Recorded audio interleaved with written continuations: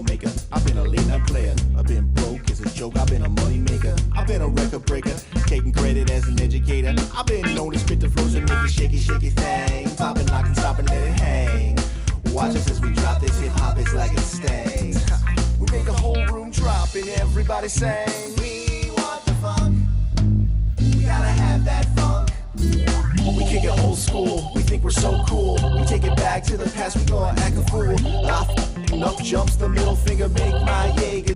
Hello, hello, hello. Welcome to Sports Buzz, the Fanatical View. I am your host, Scott D. Lewis, here live in studio, Comcast Cable, Channel 23, downtown Danbury, Connecticut, on this Groundhog Day, February 2nd. Well, one saw a shadow, one didn't. So what is the official ruling? I guess either way, we're going to have 6 more weeks of winter. So. Either way, that's not the way it's supposed to be. If he saw it, it's one thing. If he didn't see it, it's another.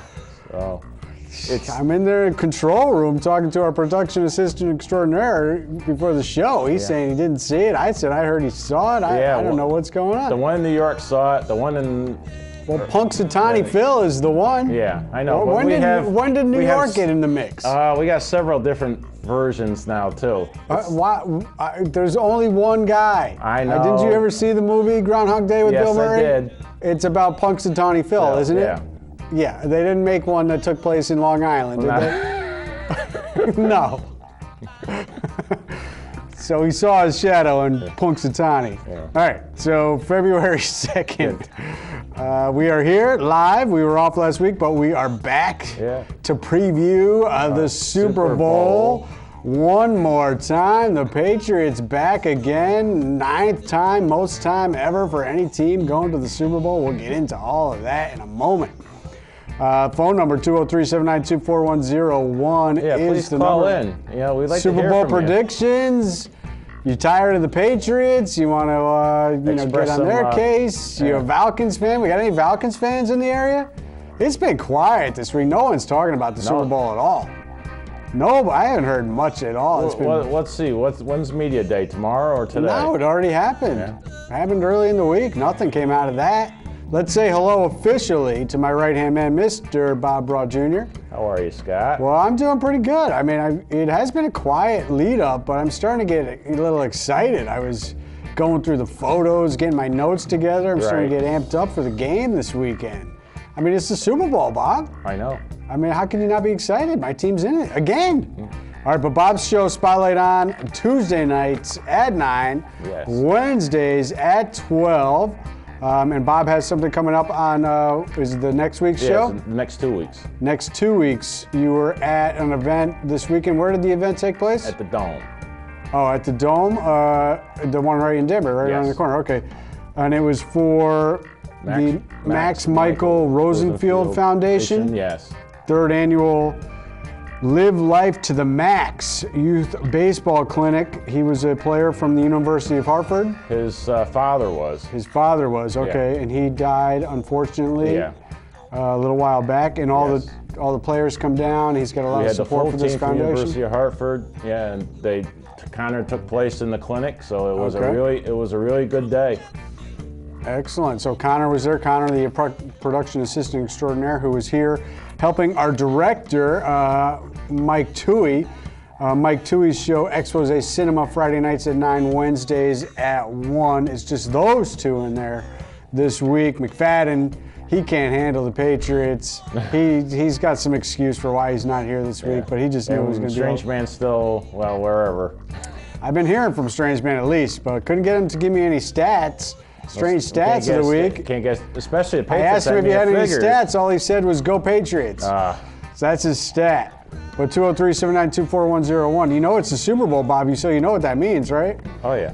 Gambling. Yes. A lot of gambling going on. Where are the big Super Bowl pools this week? I was having a nice conversation with somebody today about remember the old Vespucci pools they had? And that great story in the local Danbury area, the lore of the bust that took place there. Remember when that was like 10, probably more than that. Right. 12 years ago maybe? Mid 2000. About that, 2005-ish. Yeah. I'd say that was a big. The feds were involved in that. That wasn't just local police. No. that was a drag. I mean, nobody was getting harmed with that pool. Everybody had a great time. So if there's any pools out there, I know some locals that are still looking to get in on some big ones. Give us a call. Let us know. 203-792-4101. There's other big pools around. Who knows where they're at? You can find them, I'm sure. But if you got one, you know, Vinny, give us a call. There's people still looking to get some money on the big game. All right. What's the line for this weekend? Well, actually, yeah, let's mention that. You know, I don't know if the Falcons are getting much respect nationally. I kind of think they are. Right. Vegas is giving them a decent amount of respect. This has got to be the lowest point spread involved with the Patriots Super Bowl game in recent times, I would think. I don't know. I guess the Seahawks game was probably pretty close line. Yeah, I would say so. And that second Giants game was probably, the Giants were almost even favored in that game. A lot of people have picked the Giants. But the spread remains at 3. It opened at 3, and it is still 3. Patriots are favored. I wonder if it'll go down before we get Not much movement on the line. I guess maybe we'll see if there's a lot of action in the last 2 days, 3 days. Maybe people have been waiting to see as Tui gets rolling with the pictures. When we were last here, it was Patriots getting ready to take on Big Ben and the Steelers. 36-17 was the final in that game, and it wasn't that close. They didn't even show up. It was really 36-9. Steelers got a garbage time touchdown late. The big play really in that game was when the defense held them on that first and goal at the half-yard line. Yeah. The Steelers were looked like they scored a touchdown. It was originally ruled a touchdown, but they overruled that when they saw that he was clearly down a half-yard short. And the Patriots knocked him back on 2 straight defensive plays and then defended the pass. And it was all Patriots after that. Huge day by Chris Hogan. 9 catches, 180 yards, 2 touchdowns, including that bomb on the flea flicker. Little razzle-dazzle by the Patriots. And they really pulled away from the Steelers in this game. Wasn't close at all. Another Patriots beatdown. I don't know, though. I mean, I thought Pittsburgh fans shouldn't have been too upset because the Penguins crushed the Bruins earlier in the day that day. So what was the problem? Hey, you have one or the other. You know, I actually was pleased that the Bruins lost that day. Yeah. I get into these little superstitions, and I don't know. I guess it would have been okay if the Bruins won, but I thought it was a good omen that they lost to Pittsburgh earlier in the day. And they did. Brady was 32 for 42.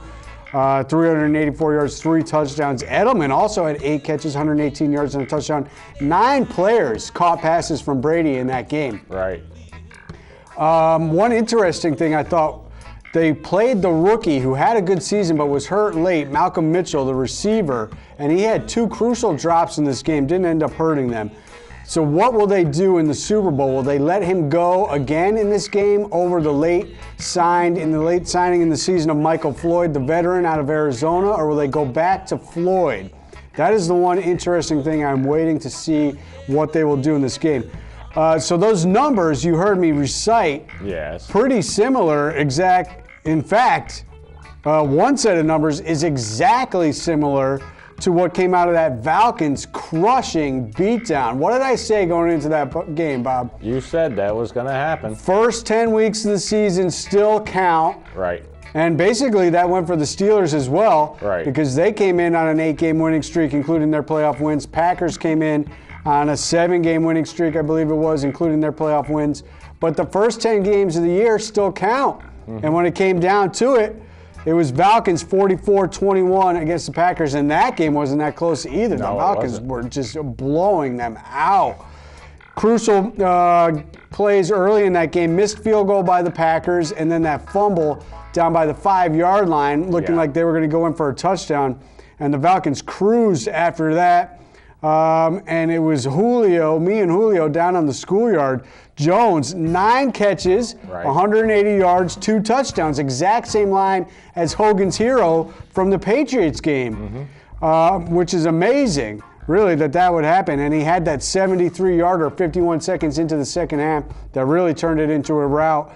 And Matt Ryan, former Boston College player. So Patriots fans actually, have fondness for Matt Ryan, so there's nobody to get mad at leading up to the game. He was 27 for 38, 392 yards, 4 touchdowns, and he completed passes to 8 players, so he spread it around as well. We'll see what happens with the defenses, if either one can slow them down. Falcons defense not rated well during the year, but has come on. They shut down the Seahawks and the Packers in the playoffs. Definitely playing well. We know the Patriots gave up 15 points a game all season long, so their defense has played well. We'll see if either one of these defenses can slow down the offense of the other. And we'll see if maybe we actually get a close game, Bob. You were talking about that before the show started. Yeah. And I said the Patriots historically in the Super Bowl, in the Brady era at least, play close games. But this playoff has been just blowout after blowout. There was only 2 close games in the entire playoffs far. That was the Packers and the Cowboys. Packers, Cowboys, and the Chiefs and the Steelers. Yeah. That game that was all field goals for Pittsburgh. Right. All right, so this will be the second time the Falcons get to go to the Super Bowl. First time did not turn out so well. No. I was actually living in Atlanta at that time, and I was out with some people from Atlanta, and that game was not good. It was the famous Eugene Robinson Bowl. Right. The, spiritual leader, good Christian man that he is, veteran also, spotless record on and off the field. The night before the Super Bowl, was that down in Miami? I think South Beach, I believe. Nothing good happens on South Beach late at night, and for some reason, Eugene Robinson was roaming the streets, and he was arrested for soliciting a prostitution the night before the game. And then John Elway hits his receiver, Rod Smith, I believe, over the middle, right over Robinson's head early in that game. That game was pretty much a dud, however. It was not really good at all. But it was, the dreaded game for Eugene Robinson, who cried all night long after that loss, with good reason. Patriots, however, are going to their 9th Super Bowl, Bob. 9. Most ever. Cowboys, Steelers, and Broncos have been to 8. Steelers are 6-2. Cowboys 5-3. San Francisco 5-1 are the teams with the most victories. Right. Patriots looking to tie Dallas and San Francisco with the 5th Super Bowl, as the Patriots are 4-4 all time, 4-2 in the Brady Belichick ever. Right. Number 7 for Brady, most ever by a QB. And most ever by a coach, Belichick, who moves past Shula, who's been to 6. Right. And he has 4 wins, Brady does. He's looking to move past out of the tie with Terry Bradshaw, and Joe Montana, who also have 4 wins apiece. All right, let's go through the little bit of history, Bob. History. Where do we start? 1985 season, Patriots versus the Bears, and it was not pretty. I was at my dad's house for the Super Bowl for that game, and if you remember, actually, Bob, early in that game, it turned into a rout, 46-10, of course, but there was actually some good action in the first quarter. Didn't last long, but I do recall probably the first time ever I heard my dad curse at the top of his lungs. Oh, yelling at the... the Patriots laid a big stick on McMahon early in that game, and he said something that I was very surprised to hear. Virgin ears at the time? Yeah. Tony Eason, actually, and they should have started Steve Grogan, because remember, Eason was hurt late in the season, and Grogan led them to that playoff run to the Super Bowl, but they went back to Eason, and he did not play well. And of course, it was the Refrigerator Perry getting the touchdown over Sweetness. Walter Payton did not get the touchdown for the Bears, as there we saw Mike Ditka on the shoulders. 1996-97, I was living in Colorado at the time. Packers, Patriots. And remember, the NFC had won how many Super Bowls in a row at that point? It was utter domination. And I thought the Patriots had the blueprint to win this game against the Packers, and they did. For a second, it was 27-21. Late in the third quarter, the Patriots just scored a touchdown, and it was the 99-yard kickoff return for a touchdown. First time ever in a Super Bowl that a kickoff return for a TD. Desmond Howard. And what did he do? He ran right through the hole. that Troy Brown would have been in. And it just kept on going. That is the forgotten thing about that game. Troy Brown, who obviously went on to be a great Patriot, was a special teams player at that time, and he was injured. And the hole that Desmond Howard went through would have been Troy Brown, who was a all-pro special teamer at that time. And I'm sure if he was in the game, he would have taken care of business right then and there. But he did not. And then it was Reggie White getting 3 sacks in the fourth quarter as no more points were scored in that game. 35-21, Brett Favre's only Super Bowl victory for the great Hall of Famer, Brett Favre. 2001-2002, following 9/11, we get the hit that almost ends Drew Bledsoe's career, internal bleeding by Mo Lewis, and who steps in? Tom Brady. He takes over the reins, and he leads the Patriots to the playoffs and to the Super Bowl against the greatest show on turf, the St. Louis Rams, and they did it with defense, Bob. 3 turnovers, 2 interceptions in that game for the Patriots. They withstood the late rally as St. Louis came back and tied it at 17-17. Remember the play down by the goal line to Bucky Jones, had the turnover and ran it back for what should have been the put away the game touchdown. They called a bogus holding on Willie McGinnis on that play, and the Rams were able to tie the game, setting up the late game dramatics. Tom Brady led them right down the field for the game-winning kick by Adam Vinatieri, his first of many big-time kicks. Actually, he had the game-winning kick against the Raiders in the snow game, Tuck Bowl game earlier in that game, and then he did it again the following year, or 2 years later it was. 2003-04, Patriots get back to the Super Bowl against Carolina, and it was a shootout in the fourth quarter, 19-18 in the fourth quarter. Carolina actually outscored them. But the Patriots had the ball last. Vinatieri again with the game-winning kick as time expires in the heat. Remember, that was the game where all the defensive players just started falling out because it was so hot. Yeah, they couldn't handle the heat. There was, I believe, that was played maybe in Texas, Houston. It was like over 100 It was that first game, degrees. and I don't know why. It was a comfortable weather day down in Houston, but they closed the dome. Apparently, Mike cannot find those pictures for some reason. There he is. Thank you, Mike. 32, close a dome for 29 like that, you know? Was the final. Patriots get another 3-point victory.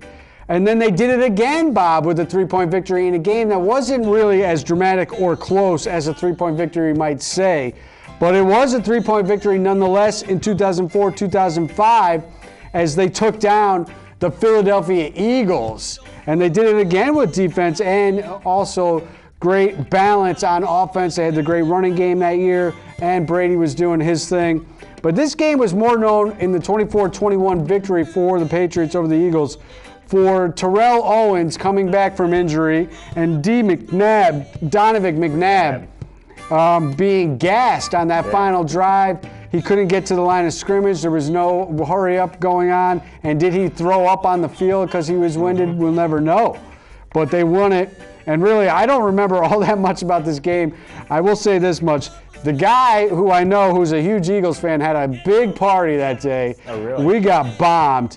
He broke his arm during the game, during the party, and he didn't even know it until the next day. Oh, he was that drunk? That's how good that party was. Good times had by all, especially me with the Patriots winning. All right, then we get to the downturn. Do you want to take over here, Bob? The undefeated Spygate season of 2007-2008, 18-0 Patriots march into Arizona, and the mirage in the desert. David Tyree with Eli breaking free. Was he in the grass? Was he not? And he catches the ball off his helmet. I still say that ball touched the ground. Set up the game-winning touchdown by Burris in the back of the end zone. And remember, Bob, Brady threw that 80-yard bomb to Randy Moss that was on the money. And I don't know who was on defense for the play for the Giants, but he got a fingertip on the ball to just deflect it at the last second, or else it would have been the greatest touchdown in the history of the Super Bowl.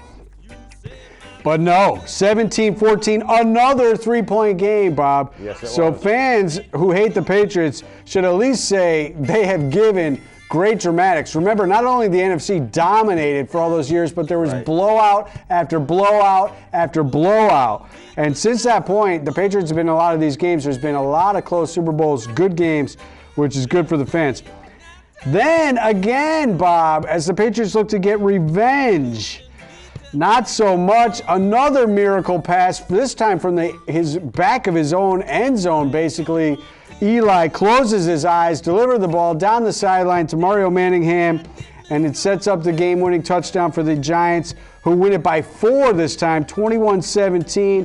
Remember this game, Bob, the first opening drive, safety was the first points on the board for the Patriots on that horrendous call by the refs as he threw a ball over the middle, down the middle of the field.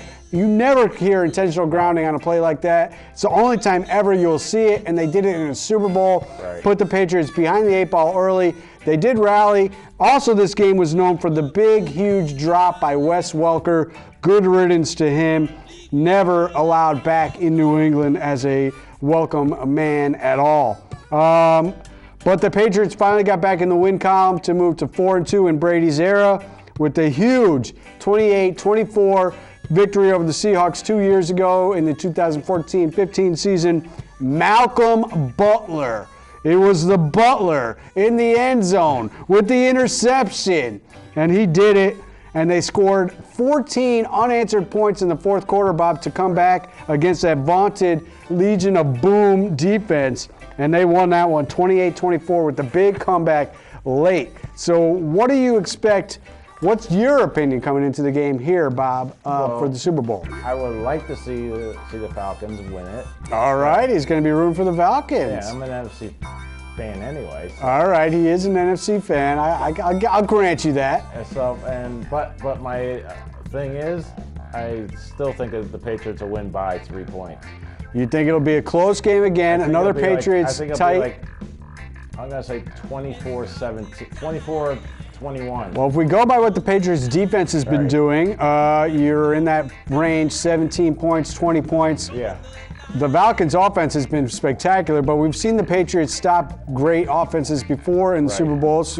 We mentioned that greatest show on turf before. I think the Patriots' defense is going to scheme their way into doing something good again. And I think Brady is going to find a way to do enough damage. I mean, the early part of the game could be, it could go either way. Patriots have done well on opening drives this year, and we'll see what happens with that. I am predicting a Patriots victory. I think it will be more like a 28-20 victory, maybe, an 8-7 point victory. I don't think it'll be as close as 3 points, but I do think the Patriots somehow, some way are going to force Roger Goodell to hand them the trophy, and they're going to look in his face and say, "Thanks, Roger. We'll take your suspension. It means nothing to us because we are Super Bowl champions again." As long as we don't have any more problems with Deflategate or any of that. No controversies this year. They're going to just go out and play free and easy, and we'll see what happens. So obviously I'm rooting for the Patriots. We'll see if they can get it done. Did you check out the Pro Bowl this weekend, Bob? The what? Exactly. How about this, Bob? This is all you need to know about the Pro Bowl. Andy Dalton was the star of the game. Why was he even in the game? Wasn't Cincinnati terrible this year? No, they were awful. I read the headline the next day, Dalton comes up big for AFC. I'm like, Andy Dalton? It's a loser's bowl because everybody who never makes the Super Bowl, that's where they end up. Right. And how about the NHL? Did you watch the All-Star game, that 3-on-3, 4 teams? No, I didn't watch it. What are they trying to do there? It's not. I have no idea what they're doing. All right, we don't have that much time. It's not there. We're inside 5 minutes. We got 3 left. All right, so I'll just run through some quick things in the NHL. Bruins had a 3-game winning streak snapped by the Capitals last night. They're still in third place at 58, tied with Ottawa. They're only 2 points ahead of that wild card, so they're, the 8th seed. Philly is 56, Toronto 55. Your Rangers are holding on with a little bit of a comfortable wild card lead at 63, but they're behind the Penguins at 67, Columbus at 70, and the Capitals at 74. Montreal's the leader in the Bruins division at 67. Islanders red hot since the firing, 5-0-1. Doug Waite, the interim coach, there at 53 points, which only has them 3 points out of a wild card spot, Bob. Right. So they are firmly in the mix. Great job by them recovering. NBA, Bob. I mean, is it Nate Tiny Archibald all over again? I think Is so. Isaiah Thomas going to win an MVP possibly? It's possible. He's averaging 29.7 points a game, second only to Russell Westbrook. He's got 4 games this year where he's gone over 20 in the fourth quarter. No other player has more than once doing that in the league. He's leading the league in points scored in the fourth quarter at 10 plus a game. He did it again last night, 19 points out of his 44. Right. I mean, he's dropping over 40 on a regular basis right now. They're in first place in the Atlantic. They have moved ahead of Toronto, and they beat them last night 109-104. I mean, he's just coming up with the goods. Right. So hats off to him. He is an all-star this year, and they've been winning lately, 5 in a row without their defensive best player and their starting two-guard, Avery Bradley. Been out with 12 games. So good for them. Let's hope they do not gag it up against the Lakers, their first matchup against them this year. Hey, speaking of Lakers. 17-34, Bob. I see Magic Johnson's back with him. I did see that. They did put him back in his spot. What about crybaby Bron? Oh, God. What's he crying about now? He's been crying a river about how his general manager needs to go out and spend money on players. Memo to Bron. Your general manager has paid the luxury tax every year since you came back. You've had the highest payroll every year since you came back, and you are the highest paid player in the league. So why are you crying regularly? And now he goes after Sir Charles, the round mound to rebound, Barkley, and he says Barkley is a hater, and then he goes after Barkley with personal matters. Unbelievable, Bron, crying a river. We do not. Pictures of the elbow? I did not get any pictures of him lately because they've been losing, Bob. Losing quite a bit lately at 33-15. Celtics at 31-18, nipping at their heels. The Wizards are also very hot at 28-20. They're in first place, the other first place team. Out west, it's all Warriors, 42-7. Best record in basketball. Yeah, right. How about tennis, Bob? We got 1 minute. I do want to mention Serena passes Steffi Graf with her 23rd slam, and she did it against Venus, her sister. Right. First time Venus made it to a Grand Slam final since 2009. First time she made it to an Australian Open final since 2003. That is impressive. And how about on the men's side? It was Roger versus Rafa rekindling their fire. Roger gets number 18 in a 6-4, 3-6, 6-1, 3-6, 6-3. He was down 3-1 in the fifth, and he came back and beat Rafa in Australia for his 18th, which is a record, Grand Slam. Live next week. We are not going to be live. We have to look at the schedule and come up with a way to tape and find out what happened with the Super Bowl. Go Patriots. We'll be here somehow, hopefully next week, to break it down. All right, we're out of here.